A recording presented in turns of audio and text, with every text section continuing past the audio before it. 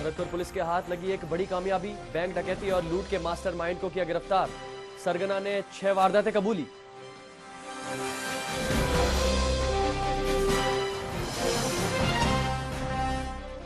उदयपुर में नहीं थम रही है रेजिडेंस डॉक्टर्स की दादागिरी। पेट्रोल पंप पर कर्मचारियों के साथ की मारपीट। गिरफ्तारी की मांग पर बंद रहे पंप।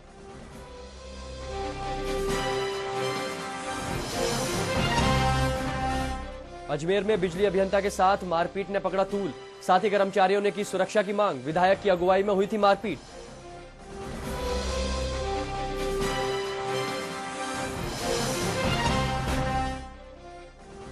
एचबीसी न्यूज की मुहिम के बाद दुर्गा को मिली एक नई जिंदगी। ऑपरेशन के बाद जगी पैरों पर चलने की उम्मीद। कुछ महीनों की मेहनत से दिखेगा असर।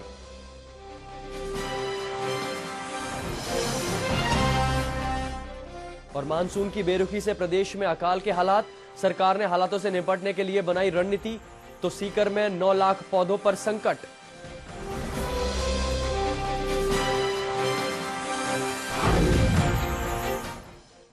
नमस्कार, हमारी सिटी में आप सभी का स्वागत है। मैं हूं शिखर चौधरी और बुलेटिन की शुरुआत करते हैं राजधानी की खबरों के साथ। एसएमएस अस्पताल के न्यूरो सर्जरी वार्ड में जिंदगी और मौत के बीच जूझ रहा दुर्गालाल का आज ऑपरेशन हो गया है। अब उम्मीद है कि दुर्गा अब अपने पैरों पर जल्द ही चल सकेगा। ये वही दुर्गा है जो सुस्त सरकारी तंत्र की भेंट चढ़कर सही वक्त में इलाज करवाने के लिए महरूम था। दुर्गा के गले की हड्डी सांस की नली से इस कदर चिपक गई थी कि दुर्गा के पैरालिसिस के बाद अब सिर्फ जान जाना ही बाकी रह गया था। दुर्गा का परिवार इतना गरीब था कि इलाज करवाना एक सपना था, लेकिन एचबीसी न्यूज ने उसकी आवाज को एक सिस्टम तक पहुंचाया। उसके बाद आम जनता की मदद और प्रशासन के सहयोग से दुर्गा का ऑपरेशन संभव हो पाया। ये बच्चा काफ़ी सीरियस था। इसको सांस में भी तकलीफ थी, चारों हाथ पाँव में लकवा। पहले काफ़ी ज़्यादा नाजुक स्थिति में था, इससे बड़ा संभाल करके इसका ऑपरेशन करना पड़ा। इसके ऑपरेशन में करीबन 7 घंटे का समय लगा। 4 डॉक्टरों की टीम ने इसका ऑपरेशन करा। वो हमारे 3 एनेस्थेटिस्ट की टीम भी इसके ऊपर पूरे टाइम तक खड़ी रही है ताकि बच्चे को सांस में कोई प्रॉब्लम ना आए इस बीच में। अब बस उस वक्त का इंतजार है जब दुर्गा को अस्पताल से छुट्टी मिलेगी और दुर्गा भी आम बच्चों की तरह स्कूल जा सकेगा और अपने माँ बाप के बुढ़ापे का सहारा बन सकेगा। बढ़िया है, बढ़िया इलाज चल रहा है साहब। बहुत धन्यवाद से इलाज बढ़िया चल रहा है मेरा बच्चा का।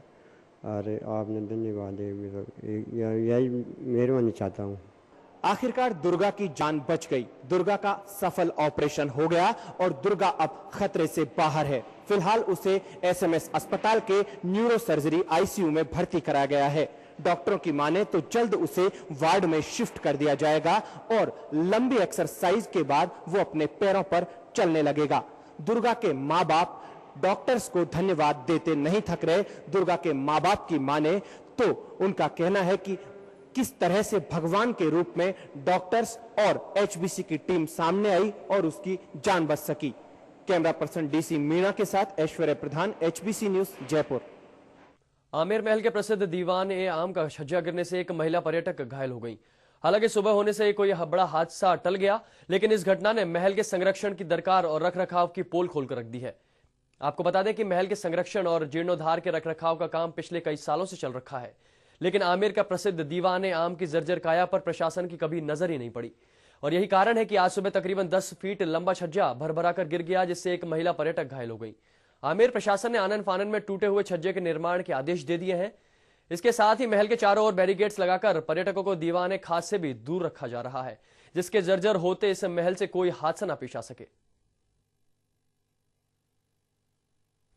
एचबीसी न्यूज की खबर ने एक बार फिर से अपना असर दिखाया है। बुधवार को हमने आपको दिखाया था कि किस तरीके से जयपुर जिले के चाकसू में दुग्ध उत्पादक समिति की ओर से कागजों में छात्रवृत्ति बांटी गई थी। खबर दिखाए जाने के बाद हरकत में आए प्रशासनिक अधिकारी आज जांच के लिए रामनिवासपुरा स्थित दुग्ध उत्पादक सहकारी समिति पहुंचे। इसकी जांच दुग्ध अवस्थीन केंद्र के सुपरवाइजर रामधन गुर्जर कर रहे हैं। वहीं समिति के एडिशनल जीएम ने बताया कि एचबीसी न्यूज पर खबर दिखाए जाने के बाद उन्होंने जांच अधिकारी नियुक्त कर दिया है। और खबरों में बात करते हैं अब ख्वाजा नगरी अजमेर की। अजमेर जिले के बालादा गांव में विद्युत अभियंता के साथ हुई मारपीट की घटना अब तूल पकड़ने लगी है। इस घटना से गुस्साए बिजली विभाग के कर्मचारियों ने एसी कलेक्टर को ज्ञापन सौंपकर आरोपियों को गिरफ्तार करने की मांग की है। साथ ही कर्मचारियों की सुरक्षा की भी मांग की गई। आपको बता दें कि ब्यावर के बालादा गांव में किसी मामले की जांच करने पहुंचे विद्युत विभाग के एक्सीएन एनएस सहवाल के साथ 23 जुलाई को मारपीट की गई थी, जिस पर सहवाल की ओर से ग्रामीणों के खिलाफ राजकार्य में बाधा डालने का मामला भी दर्ज करवाया गया था।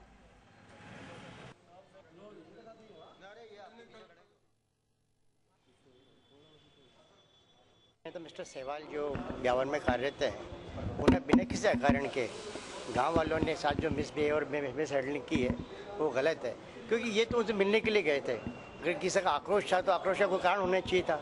जब आगे होकर मिलने के लिए गए और विधायक महोदय जब वहाँ खुद वहाँ पे मौजूद हैं, तब तो उनको डरने की बात भी नहीं थी। हर आदमी जो सोचता है कि विधायक महोदय पर जनप्रतिनिधि वहाँ उपलब्ध है तो आदमी निश्चिंत होकर जाता है, और खुद ने बुलाया और बुलाने के बाद उनके साथ में कहते हैं कि सर मारो पीटो, उनको बंद कर दो और ये करो। इसके बाद में आक्रोश उकसाने के बाद नागौर जिले के नेतियास गांव में हुई सड़क दुर्घटना में आज 35 स्कूली बच्चे गंभीर रूप से घायल हो गए, जिनका सामुदायिक स्वास्थ्य केंद्र में इलाज करवाया गया, लेकिन 22 बच्चों की हालत गंभीर होने की वजह से उन्हें अजमेर के जेलन अस्पताल में भर्ती करवाया गया है। जानकारी के मुताबिक रोजाना की तरह ही नागौर के बाजावास और समीपवर्ती गांव के बच्चे पिकअप में सवार होकर रीड गांव में स्कूल जा रहे थे। तभी एक जीप ने ओवरटेक का प्रयास किया, जिससे बेकाबू होकर दोनों ही वाहन पलट गए, जिसमें 35 स्कूली बच्चे घायल हुए हैं। लेकिन इस घटना ने फिर से ओवरलोड वाहनों के खिलाफ प्रशासनिक दावों की पोल खोलकर रख दी है। प्रदेश में गुटखा प्रतिबंधित किए जाने के बाद गुरुवार को चिकित्सा विभाग ने कार्रवाई करते हुए तकरीबन 70,000 से अधिक गुटखों के पाउच जब्त करके आग लगा के हवाले किया।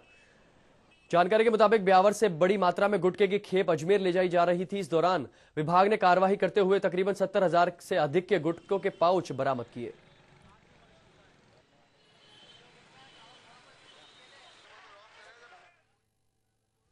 अजमेर में टीम अन्ना के समर्थन में चल रहे धरने को लगातार समर्थन मिलता जा रहा है। आज भी धरना स्थल पर सरकार की सद्बुद्धि के लिए यज्ञ किया गया। यहां अन्ना के समर्थन में जय नारायण पवार आमरण अनशन पर बैठे हुए हैं। कलेक्ट्रेट के बाहर चल रहे इस धरने और अनशन को समर्थन देने के लिए भाजपा विधायक वासुदेव देवनानी भी पहुंचे। कलेक्ट्रेट के साथ ही इंडिया मोटर सर्किल पर भी टीम अन्ना के समर्थन में धरना दिया जा रहा है। यहां भूपेंद्र सिंह सनोद आमरण अनशन कर रहे हैं। सनोद के अनशन को भी कई संगठनों ने अपना समर्थन दिया है। अजमेर के नसीराबाद में गुरुवार को करगिल विजय दिवस के मौके पर विभिन्न कार्यक्रमों का आयोजन किया गया। शहीद स्मारक पर शहीदों को श्रद्धांजलि दी गई और पुष्प अर्पित किए गए। कार्यक्रम में गणमान्य लोग सहित बच्चों ने भी बढ़ चढ़कर हिस्सा लिया। वहीं दूसरी ओर नसीराबाद का शहीद स्मारक पर असामाजिक तत्वों का जमावड़ा लगा रहता है, जिसके चलते शहीद स्मारक बदहाली का शिकार हो चुका है।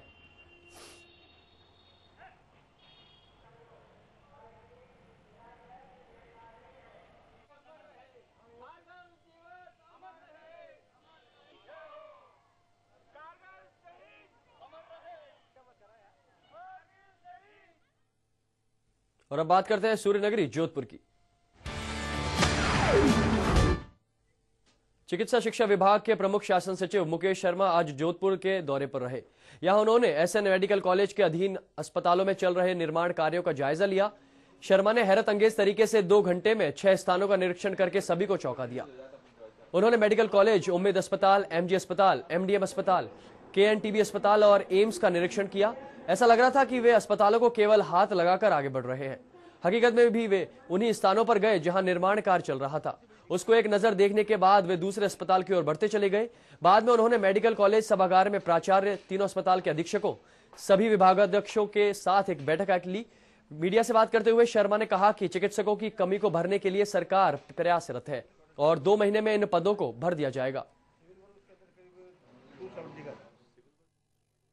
जोधपुर में केरू गांव के सरपंच की हत्या के 2 महीने बाद भी आरोपी गिरफ्तार नहीं हो पाए हैं। इसके विरोध में आज केरू गांव के सैकड़ों लोगों ने विशाल जुलूस निकाला और हत्यारों को गिरफ्तार करने की मांग की। आपको बता दें कि 2 महीने पहले सरकारी जमीन पर अतिक्रमण हटाने के विवाद में कुछ लोगों ने सरपंच की हत्या कर दी थी, जिससे 3 दिनों तक बवाल मचा रहा। हालांकि हत्या के बाद पुलिस ने तकरीबन 8 आरोपियों को गिरफ्तार भी कर लिया था, लेकिन अभी भी कई आरोपी फरार चल रहे हैं। ग्रामीणों ने कलेक्ट्रेट पर धरना देकर आरोपियों की जल्द गिरफ्तारी की मांग की है। और यहां रुकते हैं एक ब्रेक के लिए। ब्रेक के बाद फौरन हाजिर होते हैं।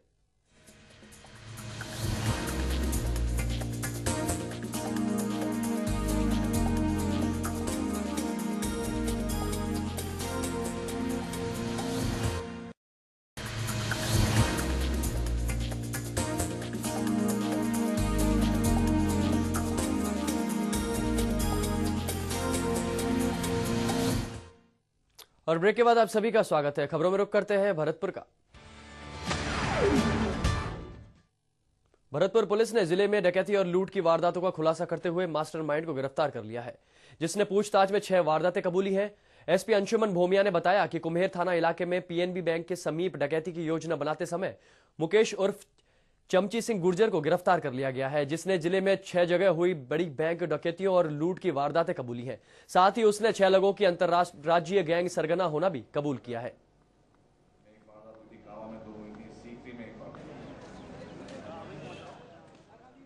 तो इस तरह की 6 वारदातों को भरतपुर जिले में उन्होंने अंजाम दिया था और ये यूपी की अंतर्राज्यीय गिरोह है, जो कि और भी बहुत सारे मुकदमे दर्ज हैं मथुरा और आगरा में, जिसके बारे में क्रिमिनल रिकॉर्ड निकाला जा रहा है और हमारी स्पेशल टीम द्वारा 20 सूत्रीय कार्यक्रम क्रियान्वयन समिति की पहली बैठक आज समिति के उपाध्यक्ष डॉक्टर कर्ण सिंह के नेतृत्व में हुई।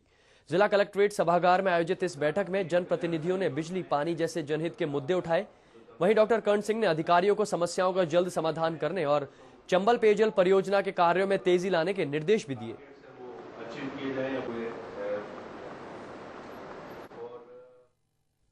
सावन अब सूखा ही बीतने के कगार पर है, लेकिन मानसून की मेहरबानी के आसार कम ही नजर आ रहे हैं। ऐसे में महंगाई अपने चरम पर है तो घरों का बजट भी बिगड़ता देखा जा रहा है। ऐसे में भरतपुर जिले में भी सब्जियों के दाम आसमान छू रहे हैं, तो दूसरी ओर 3 दिन में एक बार जलापूर्ति की जा रही है, जिससे आम जन पेयजल के लिए मोहताज हो गया है। जब स्थानीय लोगों ने अपनी समस्याओं से सांसद को अवगत कराया तो उन्होंने केंद्र और राज्य सरकार पर भरोसा जताया है।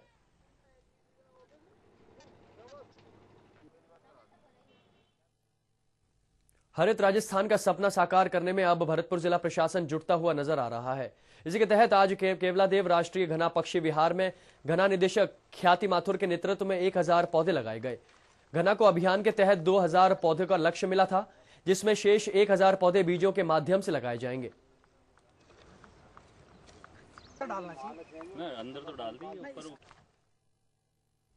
करगिल विजय दिवस के मौके पर भरतपुर में भी विभिन्न कार्यक्रमों का आयोजन किया गया। इसी के तहत किला स्थित शहीद स्मारक पर शहादत को नमन किया गया और इस मौके पर जिला कलेक्टर गौरव गोयल, नगर परिषद आयुक्त राज नारायण शर्मा सहित प्रशासन के विभिन्न अधिकारियों ने पुष्प अर्पित करके शहीदों को याद किया। हमारे लिए और बहुत खुशी की बात है कि भरतपुर में जो करगिल कहानी है कि श्री शायर ने श्री ओम प्रकाश जी, श्री विष्णु लोहिया, हमारे लिए और बहुत खुशी की बात है कि भरतपुर में जो करगिल। और अब खबरें सरहदी जिले श्रीगंगानगर से। करगिल विजय दिवस की 13वीं वर्षगांठ के मौके पर सीमावर्ती इलाके श्रीगंगानगर में भी शहादत को नमन किया गया। सिविल डिफेंस की ओर से आयोजित कार्यक्रम में बच्चों और युवाओं ने देशभक्ति से ओतप्रोत कार्यक्रम पेश किए। हालांकि इस समारोह में पुलिस प्रशासन के अधिकारी नदारद रहे। श्रीगंगानगर के रामलीला ग्राउंड में हर साल आयोजित होने वाले कार्यक्रम में वीरांगनाओं को सेठ मेघराज जिंदल चैरिटेबल ट्रस्ट की ओर से 21-21 हजार रुपए के चेक भी दिए गए।